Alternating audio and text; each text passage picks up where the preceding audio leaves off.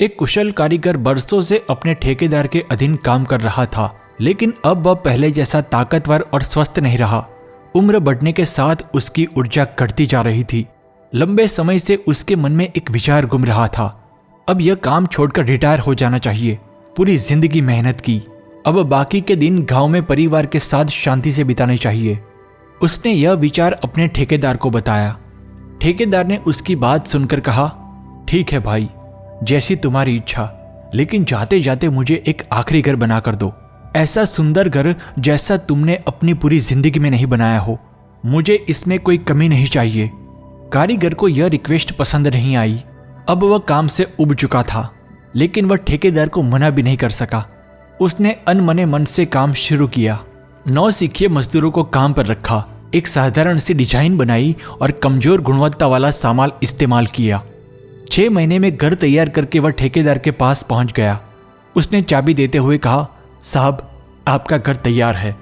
ठेकेदार ने चाबी वापस उसकी ओर बढ़ाते हुए कहा, भाई, तुमने अपनी पूरी जिंदगी मेहनत करके मुझे बहुत मुनाफा कमवाया है, इसीलिए मैंने यह घर खास तौर पर तुम्हारे लिए बनवाया है। यह तुम्हारे लिए एक सरप्राइज था। रिटायरमेंट के तोहफे के तौर पर मैं यह घर तुम्हें दे रहा हूं। लो, यह चाबी रख लो और अपने परिवार के साथ आराम से इसमें रहो। कारीगर यह सुनकर सन्न रह गया। उसने सोचा, अगर मुझे पता होता कि यह घर मुझे ही मिलेगा तो मैंने इसे बनाने में कोई कसर नहीं छोड़ी होती। घटिया सामान का इस्तेमाल कभी नहीं करता, इसे सबसे सुंदर और मजबूत बनाता। लेकिन अब वह अपनी लापरवाही के चलते कमजोर घर में रहने को मजबूर था। दोस्तों, यह कहानी हमें सिखाती है कि हर कार्य, चाहे वह छोटा हो या बड़ा, पूरी मेहनत और ईमानदारी से किया जाना चाहिए। यह एक याद दिलाने वाली बात है कि जिस तरह से हम किसी कार्य को करते हैं वह हमारे चरित्र को दर्शाता है और इसके परिणाम होते हैं। जब हम किसी कार्य को पूरी मेहनत और ध्यान से करते हैं तो हम भविष्य के लिए एक मजबूत नींव तैयार करते हैं, सिर्फ दूसरों के लिए नहीं बल्कि अपने लिए भी।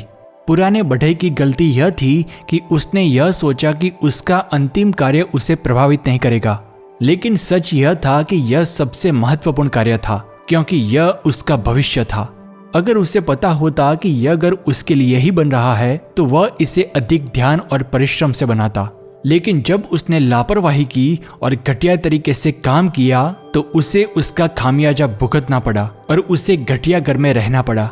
उसकी लापरवाही ने उसे यह सिखाया कि उसके वर्तमान के कार्य ही उसके भविष्य को आकार देंगे।